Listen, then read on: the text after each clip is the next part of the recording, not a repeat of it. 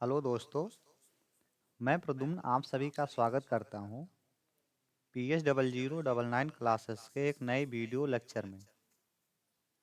आज के video lecture में हम लोग देखने वाले हैं डीएलएड सेकेंड सेमेस्टर में इंग्लिश के मॉडल पेपर सॉल्यूशन को, जो कि हमारा है 2020 का। पिछले वीडियोज में हम लोगों ने इंग्लिश के मॉडल पेपर सॉल्यूशन में 2016 से 2019 तक के मॉडल पेपर का पूरा सॉल्यूशन कर लिया है। तो आज हम लोग उसी के आगे 2020 के मॉडल पेपर का सॉल्यूशन करने वाले हैं। तो चलिए शुरू करते हैं।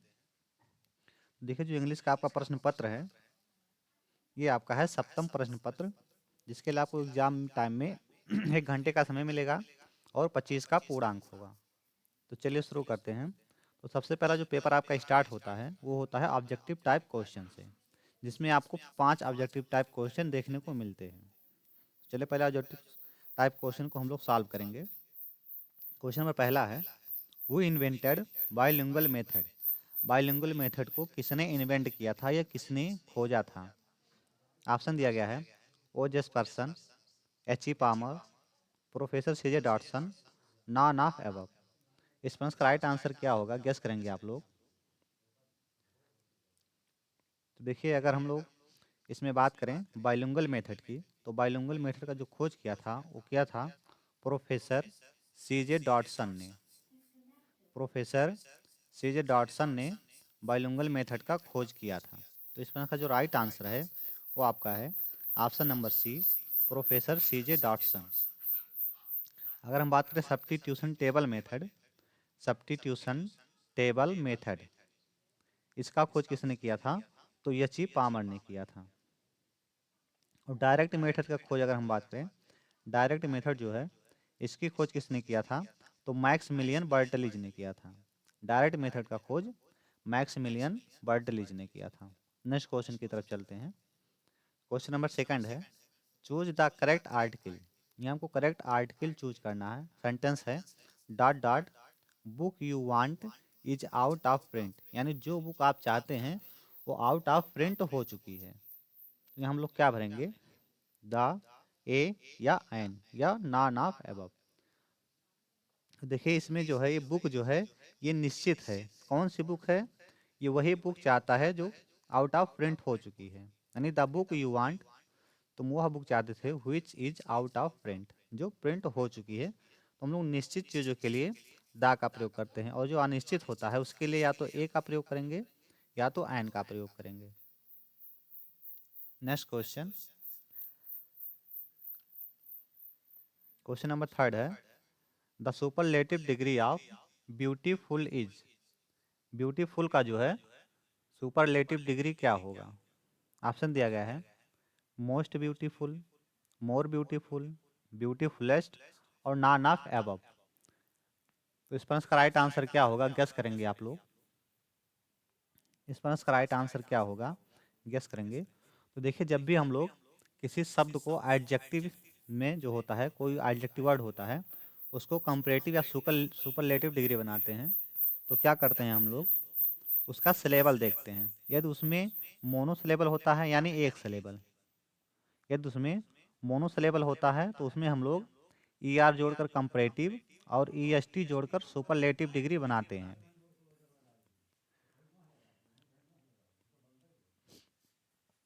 ये होता है अगर उसमें मोनो सिलेबल से ज़्यादा यानी डाई सिलेबल है या ट्राई सिलेबल है, यानी कि मोनो सिलेबल से यदि ज़्यादा होता है, उसमें एक सिलेबल से ज़्यादा होता है, तो उसमें हम लोग क्या जोड़ते हैं? तो मोस्ट जोड़ते हैं सुपरलेटिव के लिए और मोर जोड़ते हैं कंपैरेटिव के लिए। मोस्ट लगाएंगे सुपरलेटिव के लिए और मोर लगाएंगे कंपैरेटिव के लिए। तो यहाँ देखिए, अगर ब्यूटीफुल का हम लोग उच्चारण करेंगे तो उसमें डाई सिलेबल होगा। एक होता है आपका ब्यूटी, दूसरा फुल। सिलेबल का मतलब ये होता है कि आप कोई भी वर्ड जब उच्चारण करते हैं तो कितनी बार में उसको उच्चारण कर पाते हैं। जैसे मैं बोलूँ कि डिग्री या मोर या मोस्ट, तो मोर और मोस्ट हम उच्चारण करेंगे तो एक ही बार में कर लेंगे, मोस्ट मोर। तो इसमें मोनो सिलेबल हो गया। लेकिन ब्यूटीफुल अगर हम देखें तो ये 2 बार में उच्चारण हो रहा है, एक बार ब्यूटी एक बार फुल। तो इसमें डाई सिलेबल हो गया। तो जिसमें डाई सिलेबल या इससे अधिक का सिलेबल होता है उसके पहले हम लोग मोर या मोस्ट लगाकर कंपैरेटिव और सुपरलेटिव डिग्री बनाते हैं। तो इसमें डाई सिलेबल है, तो इसका हम लोग जब बनाएंगे सुपरलेटिव डिग्री तो उसके पहले मोस्ट लगा लेंगे, जो कि हमारा दिया है ऑप्शन नंबर ए में, most beautiful. Next question, question number 4 है, in which method is mother tongue use during the early stage to explain the meanings of new word, phrases, idioms, sentences etc।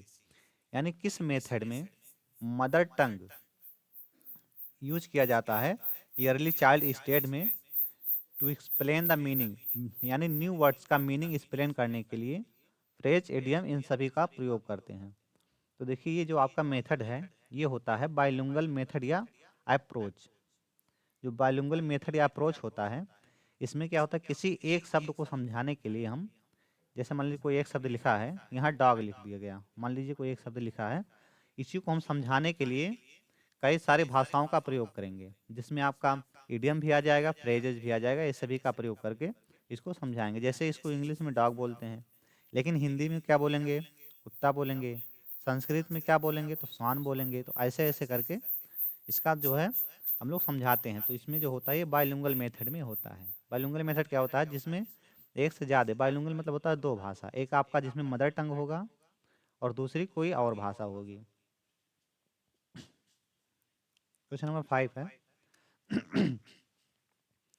Choose the correct preposition. Correct preposition का choose करना है। Sentence है he died dot dot cholera. यहाँ option दिया गया है from, of, by और with. Guess करेंगे आप लोग इस प्रश्न का राइट आंसर क्या होगा। He died dot dot cholera, तो वह कॉलरा से मर गया। तो देखिए जब भी आपको क्रिया के बाद, यानी क्रिया यहाँ देखिए डाइड लिखा है, डाइट के बाद आ जाए उसके बाद में डॉट डॉट फिर कोई संज्ञा आ जाए कॉलरा, यानी कि वो जो संज्ञा है एक इस क्रिया के संपन्न होने का कारण बने, तो वहाँ हम लोग प्रीपोजिशन जो करते हैं वो आप का प्रयोग करते हैं। किसका प्रयोग करेंगे, आप का प्रयोग होंगे। तो इस पर इसका राइट आंसर हो जाएगा आपका ऑप्शन नंबर बी। नेक्स्ट हमारे यहाँ से शुरू होता है very short answer type question, जो कि हमारा है प्रश्न नंबर 6 से। अब प्रश्न नंबर 6 से लेकर प्रश्न नंबर 11 तक यहाँ हमको मिलेगा very short answer type question. चलिए देखते हैं। Change the following into passive voice. दिया गया सेंटेंस जो है इसको पैसिव वॉइस में चेंज करना है। सेंटेंस है पवन किल्ड ए स्नेक, यानी पवन ने सांप को मारा। अब इसको हमको चेंज करना है पैसिव वॉइस में। तो पहले हम लोग इसका टेंस पहचानेंगे, उसके बाद चेंज करेंगे।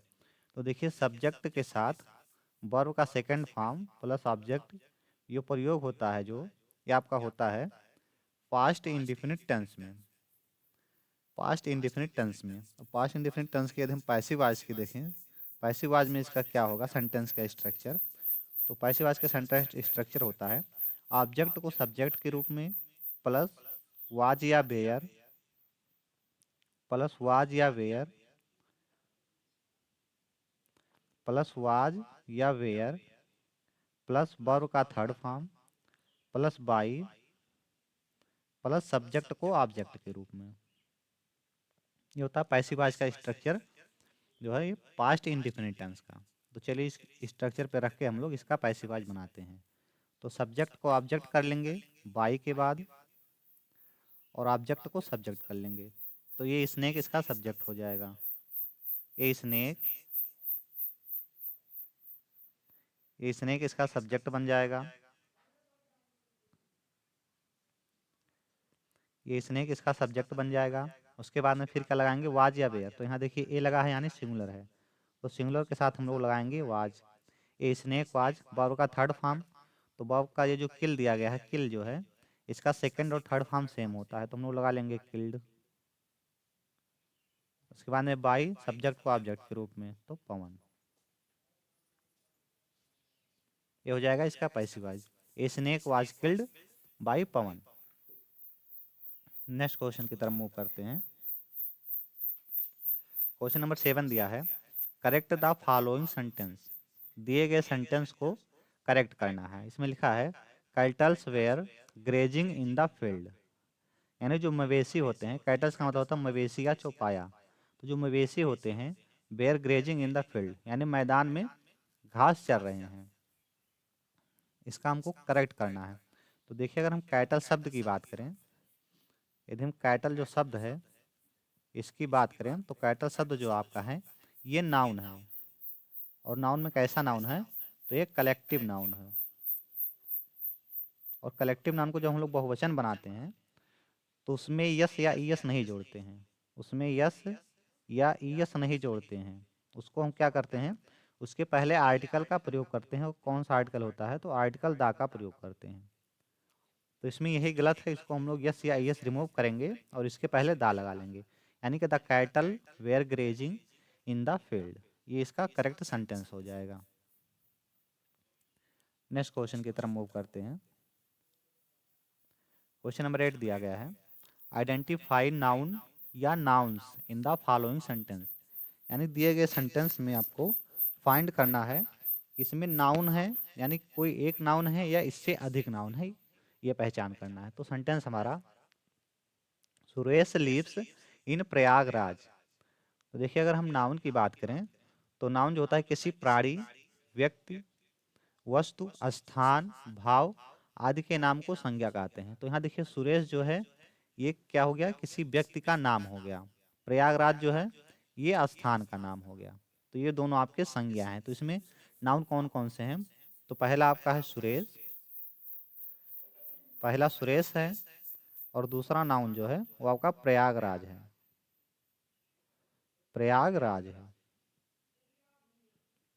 इसमें दो नाउन है इस सेंटेंस में। नेक्स्ट क्वेश्चन की तरफ चलते हैं। क्वेश्चन नंबर 9 दिया गया है, ही सेड टू मी, वह मुझसे कहा, व्हाट इज योर नेम, तुम्हारा क्या नाम है। तो देखिए जब भी हम लोग डायरेक्ट से इनडायरेक्ट में चेंज करते हैं तो उसके लिए क्या करते हैं, पहले हम लोग जो इन्वर्ट कामा के अंदर लिखा होता है सेंटेंस उसको पहचानते हैं कि वो अफर्मेटिव है, निगेटिव है, इंट्रोगेटिव है, असर्टिव है, ऑप्टाटिव है या एक्सक्लामेटिव है। यानी किस प्रकार का सेंटेंस है पहले पहचानेंगे। क्योंकि यदि आप सेंटेंस नहीं पहचान पा रहे हैं तो आप कामा इन्वर्ट कामा हटा के क्या लगाएंगे और सेड को किसी में चेंज करेंगे। ये सेंटेंस के अकॉर्डिंग चेंज होता है। तो ये आपका सेंटेंस जो है ये इंट्रोगेटिव सेंटेंस में है। अब इंट्रोगेटिव सेंटेंस भी आपका टू टाइप्स होता है, एक डायरेक्ट होता है, एक इनडायरेक्ट होता है। तो अगर क्वेश्चन वर्ड आपको पहले मिल गया, क्वेश्चन वर्ड आपको सेंटेंस के स्टार्टिंग में मिल जाए तो इनडायरेक्ट होता है। तो देखते हैं इनडायरेक्ट का जब पैसिव आज हम लोग बनाते हैं तो पहला चेंजिंग क्या करेंगे, यदि सेड टू लिखा है तो उसको आस्क्ड में चेंज कर लेंगे। तो ही आस्क्ड, ये पहली चेंजिंग हो गई। ही आस्क्ड मी, अब कामा इनवर्ट कामा हटेगा तो यही क्वेश्चन वर्ड तुरंत लग जाएगा, अलग से कोई शब्द यहाँ नहीं आएगा। यानी कंजंक्शन के रूप में हम लोग कोई शब्द नहीं रखेंगे, इसी क्वेश्चन वर्ड को लिख लेंगे। तो ये व्हाट हो गया। अब इसको हम लोग चेंज करेंगे अफर्मेटिव सेंटेंस में, यानी असर्टिव सेंटेंस में चेंज करके लिखेंगे। तो असर्टिव सेंटेंस में पहले लिखते हैं हम लोग सब्जेक्ट। तो यहाँ देखिए ये योर लिखा है, योर जो है सेकंड पर्सन का पॉजेसिव एडजेक्टिव है। तो ये चेंज होगा मी के अनुसार, यानी ऑब्जेक्ट के अनुसार। तो मी को पॉजेसिव एडजेक्टिव बनाएंगे तो ये माई हो जाएगा। अब माई हो गया, उसके बाद में क्या लिखेंगे हम लोग, नेम। एडजेक्टिव के बाद संज्ञा हमेशा लिखा जाता है तो संज्ञा हम लोग लिख लेंगे नेम। अब इसके बाद में फिर क्या लिखेंगे, ये सब्जेक्ट हो गया, सब्जेक्ट के बाद सहायक क्रिया।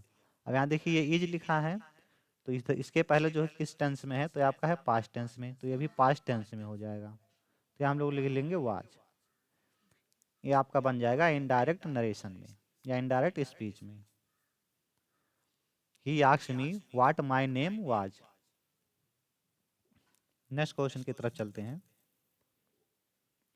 क्वेश्चन नंबर 10 दिया गया है, fill in the blanks by selecting appropriate verb from the brackets. यानी ब्रैकेट्स में दिया गया जो वर्ब है इसका हमको क्या करना है, सेलेक्ट करना है अप्रोप्रिएट, यानी कि सही वर्ब इनमें से कौन सा यहाँ फिल किया जाएगा ये सेलेक्ट करना है। सेंटेंस है, Kamala has dot dot a letter.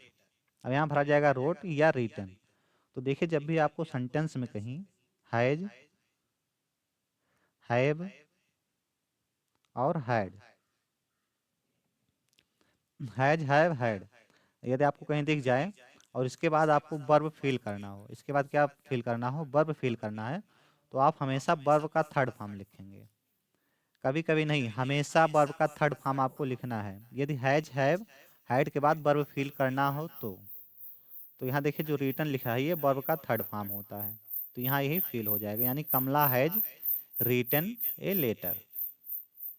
इस चीज को याद रखना है, हैज, हैव और हैड के बाद यदि आपको वर्ब फिल करना है तो वर्ब का थर्ड फॉर्म ही फिल होगा, हमेशा फिल होगा।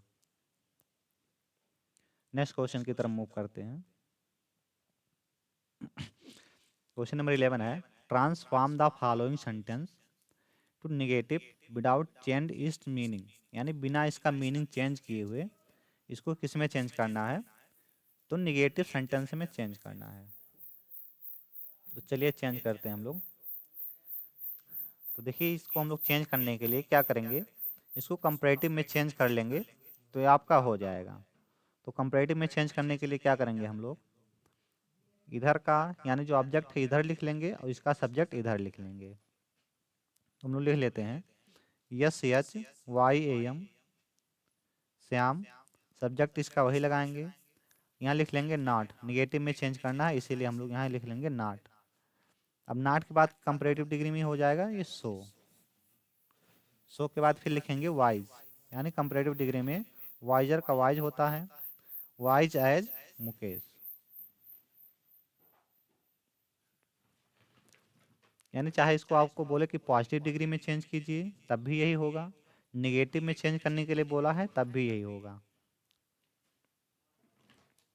नेक्स्ट क्वेश्चन की तरफ मूव करते हैं। अब यहाँ से हमारा शुरू होता है शॉर्ट आंसर टाइप क्वेश्चन, जो कि हमारा है क्वेश्चन नंबर 12 से 18 तक। क्वेश्चन नंबर 12 है आपका, explain abstract noun with example, यानी भाववाचक संज्ञा को एक्सप्लेन करना है विथ एग्जाम्पल से। तो भाववाचक संज्ञा देखिए ऐसी संज्ञा होती है जिसको ना तो हम देख सकते हैं और ना ही छू सकते हैं, बस महसूस कर सकते हैं। यानी the noun which is not visible and countable is known as abstract noun। जैसे kindness, success, joy, freedom, sleep, beauty, ये सभी आपके हैं इसके example. An abstract noun is a word which names something that we cannot see, hear, touch, smell or taste। यानी जो भाववाचक संज्ञा होता है ये ऐसे वर्ड होते हैं या ऐसे वर्डों के नाम होते हैं जिसे हम लोग ना तो देख सकते हैं, ना सुन सकते हैं, ना टच कर सकते हैं, ना स्मेल कर सकते हैं और ना टेस्ट कर सकते हैं। इसके एग्जाम्पल की बात करें तो काइंडनेस, फिर आपका है विजडम, ये आपका विजडम होगा, WISDOM wisdom, believes, future, beauty, sleep, freedom, joy, success, pleasure etcetera. Next question की तरफ मूव करते हैं। क्वेश्चन नंबर 13 है, write the main characteristics of doctor best new method. Doctor best new method का जो मेन कैरेक्टरिस्टिक है उसको बताना है, उसको लिखना है। चलिए देखते हैं। The main characteristic of direct best new methods, तो ये आपके हैं direct best new method of teaching English is a method, यानी कि जो डायरेक्ट बेस्ट मेथड का जो है एक क्या है, एक टीचिंग इंग्लिश मेथड है डैट जो कि वाज बेस्ड आधारित है 3 एलिमेंट्स, 3 तत्वों पर, नेमली यानी उनका नाम है reading, readers with vocabulary and the use of the native language. यानी इसमें क्या, पहला रीडिंग आता है, दूसरा रीडर्स विथ वोकैबुलरी आता है और तीसरा जो आपका है the use of the native language, ये आपका आता है। इसके आगे देखते हैं, इसी में हम लोग direct best had done his search on the English language as a second language. यानी जो डायरेक्ट बेस्ट हैं इन्होंने हैड डन, अपने जो इनका मेथड था उसको डन किए थे, हिज रिसर्च, उनकी रिसर्च के द्वारा, ऑन इंग्लिश लैंग्वेज, इंग्लिश के लैंग्वेज में, एज ए सेकेंड लैंग्वेज, द्वितीय भाषा के रूप में, इन इंडिया, भारत में, एंड डेवलप्ड इट, और इसे डेवलप किए थे, as a response again teaching formal grammar and the direct method of teaching. यानी ये किसके अगेंस्ट में डेवलप किए थे, तो डेवलप किए थे grammar and the direct method of teaching, इसके अगेंस्ट में इन्होंने डेवलप किया था। देखिए इनका पूरा नाम है doctor Michael West. New method is based on the principle of priority of reading and separate provisions for readers and its focus on the importance of reading skill. यानी ये जो मिचेल थे, इनका जो मेथड था वो किस पे बेस्ड था? तो बेस्ड था आपका reading and separate provisions for readers, and अभी फोकस किस पे करता था? तो the importance of reading skill, reading skill पे फोकस करता था। आधारित भी किस पे था? तो ये रीडिंग पर आधारित भी था। इसी के जो प्रिंसिपल होता है यानी कि जो सिद्धांत होता है रीडिंग के, उसी को ये प्रायोरिटी भी देता है। नेक्स्ट क्वेश्चन की तरफ मूव करते हैं। क्वेश्चन नंबर 14 है, what is the use of audio visual ads in teaching learning process. यानी टीचिंग लर्निंग प्रोसेस जो है उसमें ऑडियो विजुअल एड्स मतलब होता है सहायता, हम लोग बोल सकते हैं या सामग्री बोल सकते हैं, उसका क्या यूज होता है? चलिए देखते हैं। तो use of audio visual aids, तो देखिए audio visual aids are important use in teaching.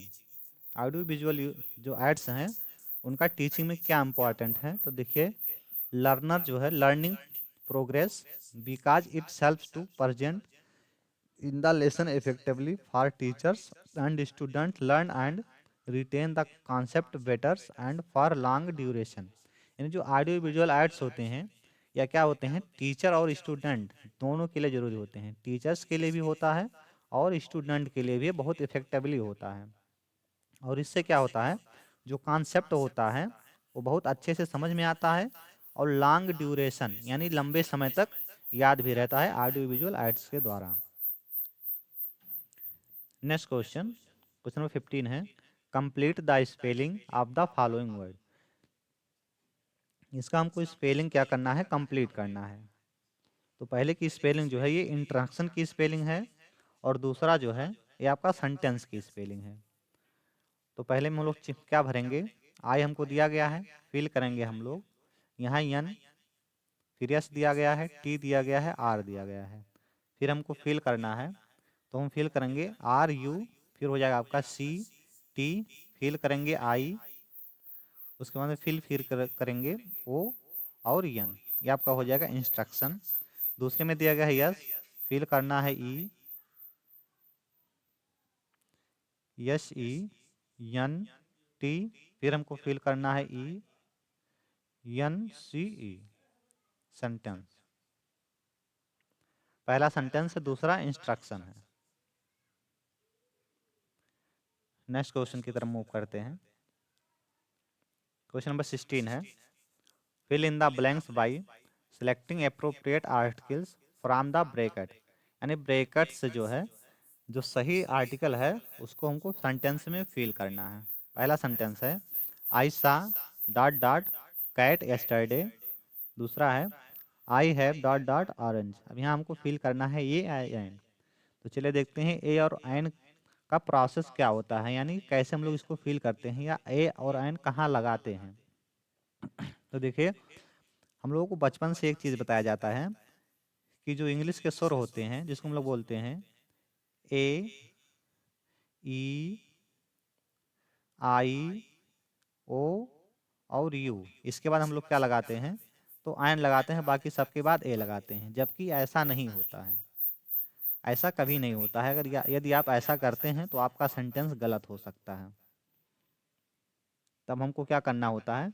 हम लोग क्या करेंगे, जिस शब्द के पहले हमको आर्टिकल भरना होता है, ए या एन जिस शब्द के पहले भरना होता है उसको हिंदी में लिख लेते हैं। जैसे मान लीजिए कैट के पहले लिखना है तो हम कैट को हिंदी में लिख लेंगे। हिंदी का मतलब नहीं कैट मतलब बिल्ली नहीं लिखना है, कैट को डायरेक्ट लिख लेना है ऐसे, कैट। अब हम देखेंगे इसके जो शब्द है कैट का पहला जो शब्द है ये क्या है हिंदी का, यदि हिंदी का स्वर है कि वावल है। तो यदि हिंदी का स्वर होगा तो हम लोग आयन लगाएंगे, यदि हिंदी का वावल होगा तो क्या लगाएंगे? ए लगाएंगे। तो देखिए कैट जो है ये क्या है, हिंदी का क्या है? तो ये कॉन्सोनेंट है, तो हम लोग क्या लगाएंगे? ए लगाएंगे। ऐसे हम लोग बोले अगर कि मेरे पास 1 रुपये का नोट है, I have 1 rupee note, I have ₹1 note. अब यहाँ हम लोग 1 के पहले क्या भरेंगे? तो यदि आप इस रूल के अकॉर्डिंग देखेंगे तो आप तुरंत बोलेंगे यहाँ हम लोग क्या भरेंगे? एन भरेंगे, लेकिन ये गलत हो जाएगा। जब हम 1 को लिखेंगे हिंदी में तो ये क्या होगा? वा और ना। तो वा ये क्या है? हिंदी का कॉन्सोनेंट है, तो यहाँ क्या भरेंगे हम लोग? ए भरेंगे। ऐसे आपका होता है यूनिवर्सिटी। यूनिवर्सिटी जो होता है, इसके बाद अगर हम पूछे क्या भरा जाएगा, तो यहाँ यू आप देखेंगे इस नियम के अकॉर्डिंग तो तुरंत बोलेंगे एन भरा जाएगा। लेकिन जब इसको हिंदी में हम लोग लिखेंगे तो पहला अक्षर क्या है? यू लिखा जाएगा, यूनिवर्सिटी। तो ये क्या है? हिंदी का कॉन्सोनेंट है, तो क्या फील करेंगे? तो ए फील करेंगे। तो आपको ऐसे करना है। अब यहाँ देखिए, कैट को हम लोग लिखेंगे तो इस तरह से लिखेंगे, तो यहाँ क्या हो जाएगा? ये कॉन्सोनेंट है तो ए फील हो जाएगा, यानी कि यहाँ क्या करेंगे? ए को फील करेंगे। दूसरे में देखिए ऑरेंज लिखा है। अब ऑरेंज का पहला अक्षर ये होता है, तो ये क्या है?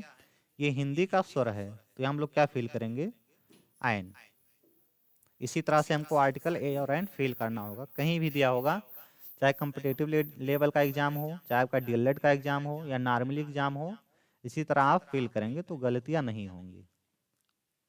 नेक्स्ट क्वेश्चन की तरफ मूव करते हैं। क्वेश्चन नंबर 17 है, write the aim of poetry writing. Poetry writing का एम क्या है? इसको लिखना है। तो the aim of poetry writing is, आपका है poetry is a form of literature. यानी पोइट्री क्या है? एक फॉर्म ऑफ लिटरेचर है, in which thoughts and feeling are express, जिसके द्वारा क्या होता है? फीलिंग और थॉट का एक्सप्रेस होता है। यानी पोइट्री क्या है? फॉर्म ऑफ लिटरेचर है, जिसके द्वारा थॉट्स और फीलिंग का एक्सप्रेस होता है।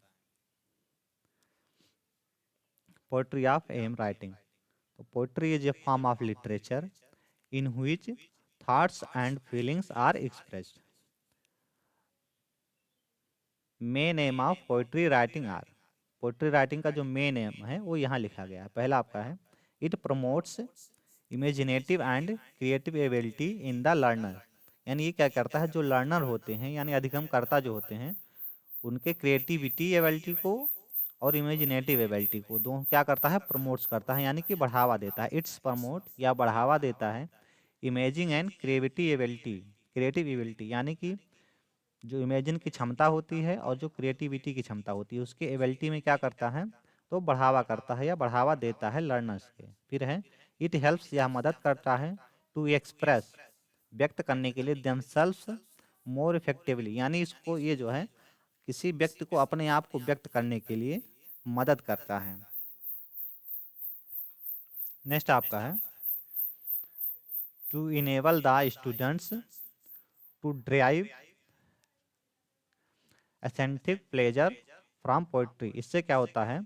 जो स्टूडेंट होते हैं उन जो है वो इनेबल करता है। क्या इनेबल करता है? उनके जो सीखने की क्षमता होती है और उनके प्लेजर को क्या करता है? इनेबल करता है। फिर आपका है, it helps to persuade a reader to create a literary work. यह क्या करता है? जो रीडर होते हैं और क्रिएटर होते हैं, जो रीडर होते हैं या क्रिएटर होते हैं, उनको क्या करता है? लिटरेरी जो वर्क होता है उनको उसके करने के लिए उनको बढ़ावा देता है। नेक्स्ट क्वेश्चन और इस वीडियो का last question, write a letter to your friend inviting him to attend your brother's marriage. यानी आप अपने मित्र के पास क्या लिखिए? पत्र लिखिए, किसके लिए? इनवाइट करने के लिए अपने भाई की शादी में। चलिए देखते हैं।